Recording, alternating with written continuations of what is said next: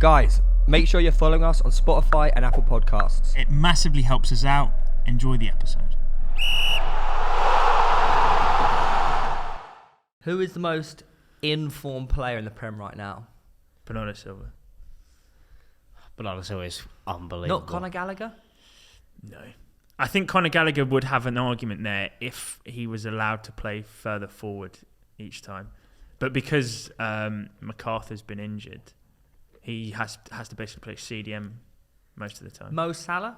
See, I just always go Salah. Salah's so like... easy. Is he in form or is he just performing at Mo Salah level? Yeah, that's the problem with Salah, though. Do you yeah. mark him down because he's consistently great? That's always a question with players like that. Like if he doesn't get a goal or an assist in a game, it says, has he played badly? Yeah. Well, I watched him play. I went to Anfield to watch him play against Southampton, and he got an assist. And I walked out there being like, he didn't really play very well. He got an assist. Yeah. But because his standards are so high, and they won 4-0. But then, that's the thing. What did he bag at? Is it natural form if you expect him to be involved every game, or is that just his level's so high? Baseline. Yeah, that's what I mean. That is so interesting, actually. It's like Cancelo, Trent. I mean, they're so good now that form is actually just. Cancelo's another one for me. Yeah, exactly. I said, what was it? Maybe about 3-4 weeks ago, I said that. Who would you say? All right, he's like my favourite player at the moment. Let's say out of the top three, then outside of the top three, because those teams are all really you've bent your straw. Yeah, I've absolutely butchered this. Gallagher, surely then. You reckon? I think that's recency bias because then it's recency form. He's scored 2 good goals. Form right is now. recency. I would genuinely say Gallagher is in better form than Bernardo Silva. If you also have to take into consideration who he's playing for. Yeah, but it's heavily based off FPL points, though, isn't it? No. Conor Gallagher. I said this. I think because there's games. Yeah, I was saying games where even Conor Gallagher wasn't getting a return, and I was blown away about how good he is. Which games? Against Norwich, when he did actually score, and he scored that Cruyff turn and banged it in. That was West Ham. Whatever, whoever. I don't care who he played. It was a goal. But I saw that and I was like, holy shit.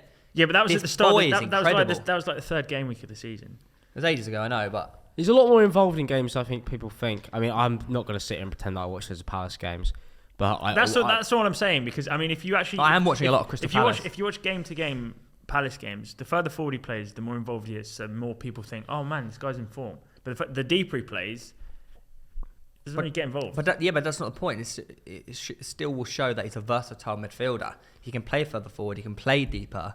He could even become like a box to box. I think that's what he will be. I think that's what he'll end up playing like Frank Lampard for Chelsea. Yeah. Well, someone sent in a message saying.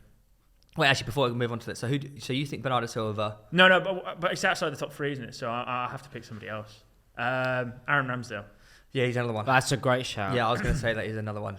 It's quite weird, isn't it? You wouldn't normally put like a keeper in like a most informed, but he shows how informed he is. He's made such a difference as well. And if a goalkeeper's even in that conversation, that shows how well they're playing. I agree. I don't want that to be Arsenal bias, but I don't think. As a Chelsea fan, I think Ramsdale has been quite outstanding. Yeah. I think that a lot of people like overhype save he makes, but at the end of the day, that's what keepers have to do. Yeah, it was the fact that like when he made that save against Leicester, from the free kick.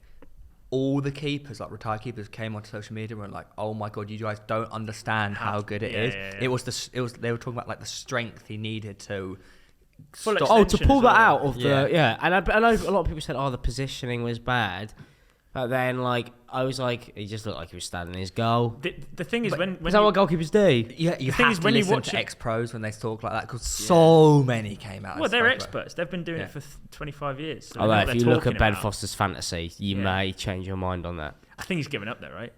Probably. Oh, but what he's a player that when you watch, you don't really think he's going to do anything wrong, which I think is that's what form is, right? Yeah. You watch someone, you're just like you're confident in that they're going to do something. Well, similar to Salah, you're just confident he's going to score every game. Like exactly. He is your permanent captain on FPL. Yeah.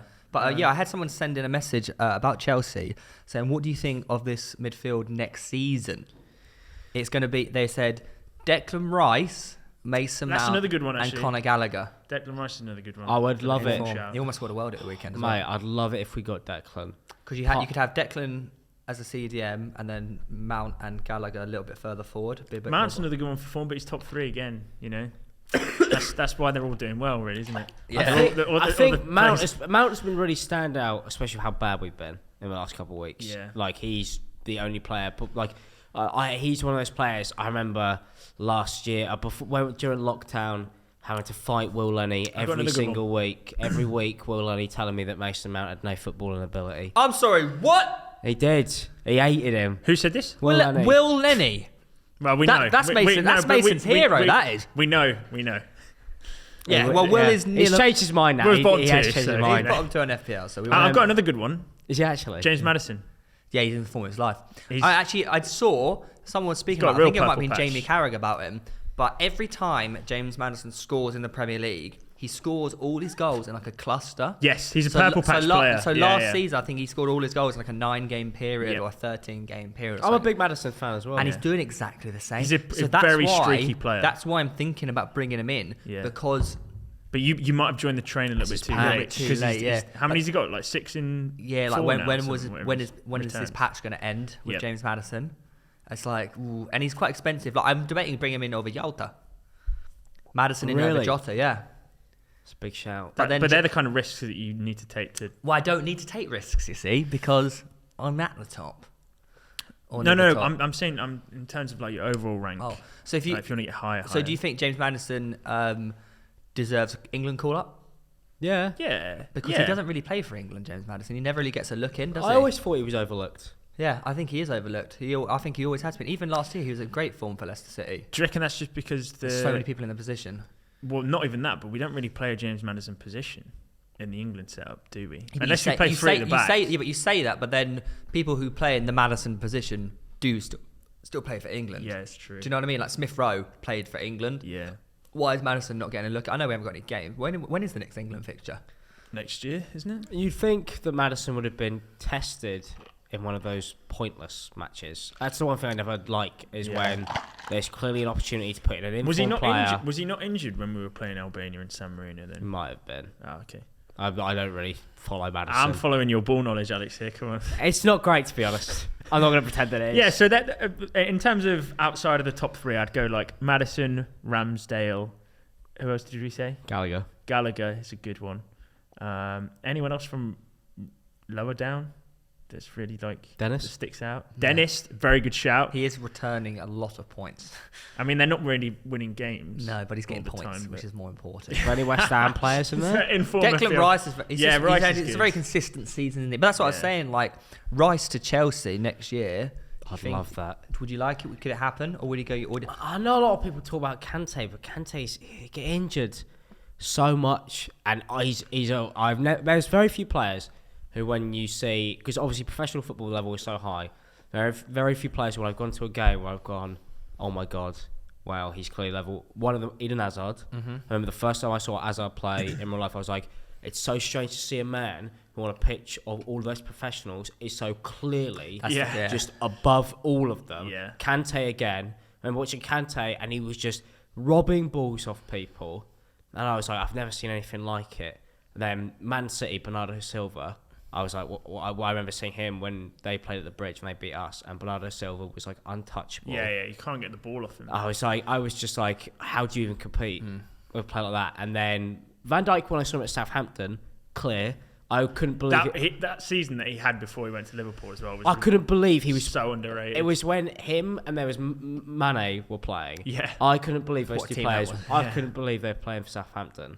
But yeah, I think that for consistency wise, I would love Declan to just slot in there forever. Well, you need it because you see the difference between when you don't have Kovacic and Golo. It's huge. And you just, well, I mean, it doesn't help that you have Marcus Alonso at left back as well. At the What moment. annoys me is that our midfield is forever changing. Yeah. And I feel like I miss the days when you're 11, and you want that. And I feel like Declan, if he's in there for 5 years. The only issue Chelsea have now of signing Declan Rice is that Man United also need a holding midfielder, a central midfielder. So I think this summer you'll see a United versus Chelsea for Declan Rice. They need him more as well. They do, don't they? Especially under. Well, all you've got to do is just recall all your loanees, and then you've got literally. You've literally got like the best 11 players in the Premier League. Reactivate every buyback. Who is it? It's not just Conor Gallagher on loan from Chelsea. There's one. Broja is another one. Who? From Armando. Southampton. I played Warzone with him in lockdown. Go on. Yeah, I know. Tino Livramento is. Yes, Livramento's Chelsea. That's the other player I was thinking buyback of. clause, is that? He's been loaned out, isn't he? I think he's permanent. Oh, he's permanently at Southampton. He's just a carbon because product. It was a big deal because he won our Young Player of the Year. He did, yeah. And then, but I thought that was. Oh, maybe it is then. Maybe you have a buyback clause. He for said, "I want to play football," and then the club wouldn't guarantee him that. Yeah. So then he left. Problems everywhere, basically. To be fair though, I don't think, as good as he has been for Southampton, I don't think he would get in over Reece James at the moment. Do you know what I mean? So I think he made a good decision to go on, and he's definitely making a name for himself. There was a bit where Chelsea fans were being like, I can't believe we let him go. Reece should be moved to centre back, and I was like, mate, Reece is like so great. He was being consistent. He could play anywhere. He played centre mid for Chelsea. Yeah, he's been consistently my favourite out of all of those players that have been brought through. Reece is my favourite. Yeah. Even more than Mason. Yeah, I think Reece is incredible. I generally think he's great. So intelligent. Like as a footballer, he's incredibly intelligent. You could play him centre forward and he'd do a job.